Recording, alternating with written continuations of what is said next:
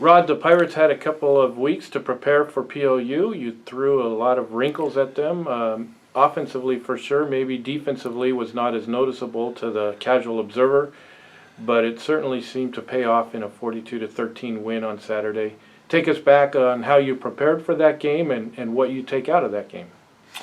Well, 2 weeks to prepare. They had 2 weeks as well. Both had bye weeks, and the first week was mostly just about us and fundamentals. So I think our offensive coaches did a great job really trying to use our personnel and get some matchups that we thought could be favorable, and that played out to be true, especially the first half.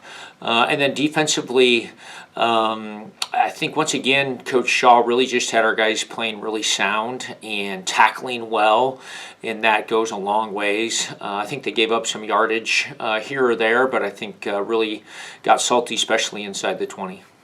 Yeah, and in that second half when PLU might have thought about, they had some momentum right before halftime, being able to shut the Lutes out in the second half. Is that a mindset that this team has, that no points allowed, that they go in intentionally trying to shut a team out in a half?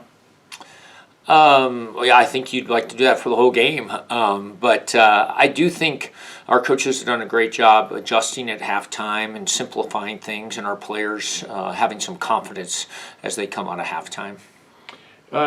Let's stay on the defensive side, talk about the secondary. You had to replace basically 4 starters in the secondary.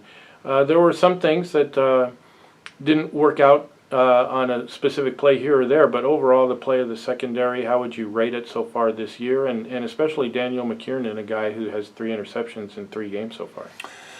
Well, first of all, I think those guys have really taken a challenge upon themselves to, we have a good football team. We're going to play at that standard. We're not just looking to find starters in the secondary. Those guys know the level that they need to play, and they approach practice and meetings and kind of their mindset with that standard, and that's been great. Daniel McKiernan is a great player.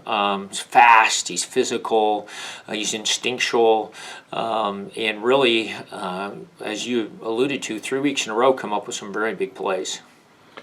This week we're going to hit the road again and down to Salem, Oregon to take on a Willamette team that probably is going to be focused and motivated after a hard loss this past weekend against Linfield. What do we know about the Bearcats and what they're going to try and do? Well, they'll be glad to be back at home. Tough place to go play.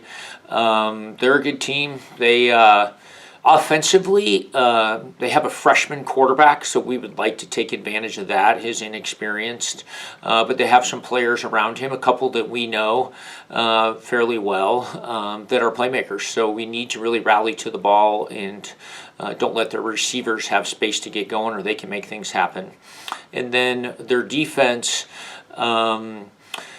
probably just solid across the board. You can't find one weakness. You can't really find one strength. But pretty simple, especially coming off the week that we had this past week.